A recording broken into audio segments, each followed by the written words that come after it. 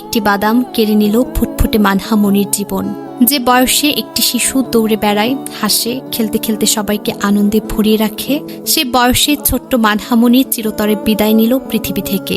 পরিবারের সঙ্গে বেড়াতে এসেছিল নানা বাড়িতে। কেউ কল্পনাও করতে পারেনি আনন্দে সেই সফরই হয়ে উঠবে জীবনের শেষ যাত্রা। মঙ্গলবার ৩০ জুন সকালে সিলেট থেকে পরিবারের সঙ্গে শেরপুরে নালিতাবাড়িতে নানার বাড়িতে আসে ৩ বছরের মানহা। মানহা মনি সিলেটের বাসিন্দা ও একজন ব্যাংক কর্মকর্তা মোহাম্মদ রুবেলের একমাত্র কন্যা। তার নানা মোস্তফা আহমেদ নালিতাবাড়ি পৌর শহরের আড়ায়ানি বাজার ব্যাপারী পাড়ার বাসিন্দা এবং স্থানীয়। মোস্তফা তন্তর সরকারি প্রাথমিক বিদ্যালয়ের প্রধান শিক্ষক।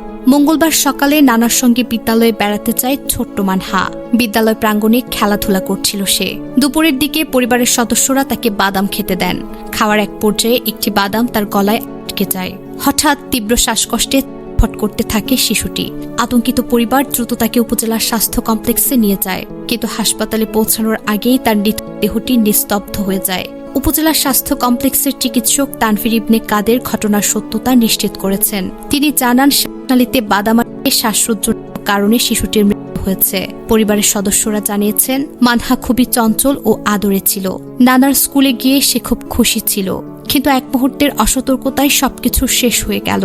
এই ঘটনা শুধু একটি পরিবারের নয়, সকল অভিভাবকের জন্য এক বড় সতর্কবার্তা। শিশুরা ছোট ছোট জিনিস মুখে দিতে ভালোবাসে।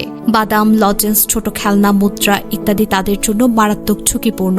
বিশেষ করে ৩ থেকে ৫ বছর বয়সী শিশুদের ক্ষেত্রে এ ধরনের দুর্ঘটনা বেশি ঘটে। ভাবুন তো, কয়েক সেকেন্ড আগেও যে শিশুটি হাসছিল, খেলছিল, পরিবারের সবার আদরের কেন্দ্রবিন্দু ছিল, একটি ছোট্ট বাদামই তার পুরো ভবিষ্যৎ কেড়ে নিল। আজ সেই শিশুর খেলনা পড়ে থাকবে, ছোট্ট জামাকাপড় পরে থাকবে, কিন্তু আর কখনো শোনা যাবে না তার হাসি। বাবা মায়ের বুকের যে শূন্যতা তৈরি হলো, তা কোনো দিনই পূরণ হওয়ার নয়। এই মর্মান্তিক ঘটনা আমাদের জন্য একটি বড় সতর্কবার্তা।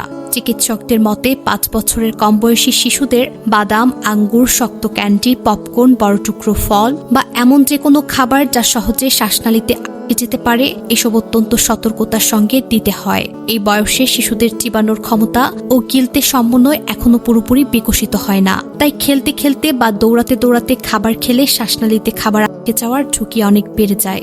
আমাদের যা করা উচিত, 5 বছরের কম বয়সী শিশুদের আস্ত বাদাম না দেয়াই সবচেয়ে নিরাপদ। শক্ত বা গোলাকার খাবার ছোট ছোট টুকরো করে দিন। শিশুরা খাবার খাওয়ার সময় যেন দৌড়াদৌড়ি, হাসাহাসি বা খেলাধুলা না করে। খাওয়ার সময় সবসময় একজন প্রাপ্তবয়স্কের নজরদারিতে রাখুন। শ্বাসনালীতে কিছু আটকে গেলে দ্রুত জরুরি চিকিৎসা নিন এবং সম্ভব হলে শিশুদের জন্য প্রাথমিক শ্বাসরোধ, চোকিং মোকাবেলা করার কৌশল সম্পর্কে আগে থেকে প্রশিক্ষণ নিন। ছোট্ট মানহা আর কখনো ফিরে আসবে না, কিন্তু তার এই হৃদয় বিদারক যদি অন্য কোনো শিশুর জীবন বাঁচাতে আমাদের আরো সচেতন করে তোলে, তাহলেই হয়তো এই অপূরণীয় ক্ষতির ভেতর থেকেও একটি মূল্যবান শিক্ষা পাওয়া যাবে।